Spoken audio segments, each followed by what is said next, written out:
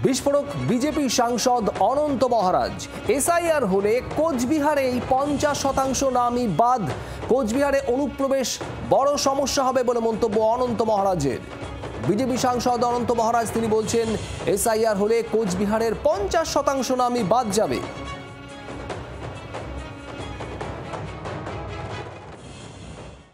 SIR যেটা সিদ্ধান্ত করেছে ইলেকশন কমিশনার, খুব ভালো উদ্যোগ। তাই এতে মনে হয় আমার পুরো ছাঁকনি দিয়ে যে যেটা সে বার করে নিয়ে আসবে।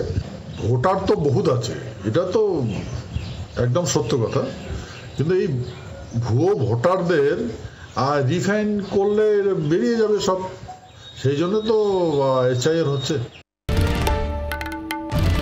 বাংলার আওয়াজ, বাঙালির আবেগ, জি 24 ঘন্টা।